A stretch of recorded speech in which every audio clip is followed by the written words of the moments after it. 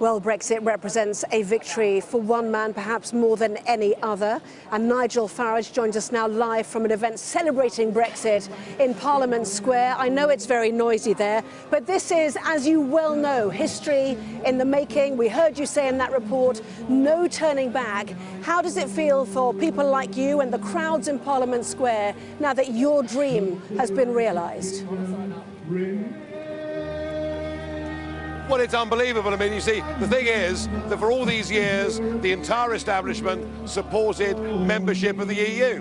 And it was me and a few others and thousands of people out there, grassroots campaigners, who made this an issue, who terrified David Cameron into giving a referendum and have gone on playing that role ever since. I mean, this time last year, it looked like Brexit was dead. In less than an hour, it happens. And I know there are arguments and debates about what goes on, excuse me, the noise is quite loud, about what goes on afterwards in terms of trade deals and fishing, but be in no doubt, at 11 o'clock tonight, we pass the point of no return. We're leaving the European Union, we're becoming an independent country, and I could not be happier. Was it that bad being part of this club? Well, it's that bad if you lose your democracy, you lose your sovereignty, you lose control of your borders, you lose control of your fishing waters, you lose the ability to make your own friends around the rest of the world. Yes, it's been a terrible 47-year mistake.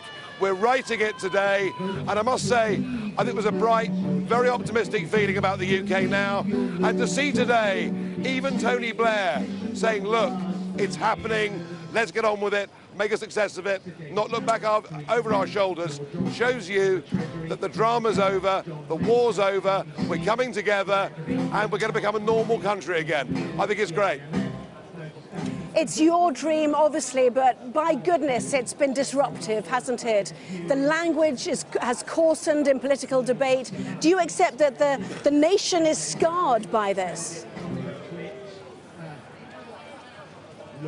No, I don't. The nation says, let's just get on with this. There have been attempts by big business and big politics to scare the pants off people. They've had enough, they don't believe it anymore, they want to get on with it, and we are today getting on with it. And all the lies we were told, 500,000 jobs would go immediately, all the negativity, it's over. We've made a decision, we're implementing it, and we will unite now as a country and get on with our independent future and start reaching out to parts of the world that we effectively turned our backs on. Well, the Prime Minister is calling for the country to be united. There's a light display that we've put on the White Cliffs of Dover and here at Downing Street too. But what is the big sell for you? How will you persuade the remaining 48% of people in this country who did not vote for Brexit that this is genuinely a good idea? The vast majority of people who voted Remain now say we're a democratic country and it's right that we deliver Brexit. And as I say, Peter Mandelson today, Tony Blair, they're accepting it. Lord Adonis apparently doesn't even want to use the new 50p coin. He refuses to have it in his pocket. And do you know what? People like him now are beginning to look like members of the Flat Earth Society. I know that your children are blessed with German passports. You never fancied retiring to southern Spain yourself now that your job is effectively done, Mr. Farage?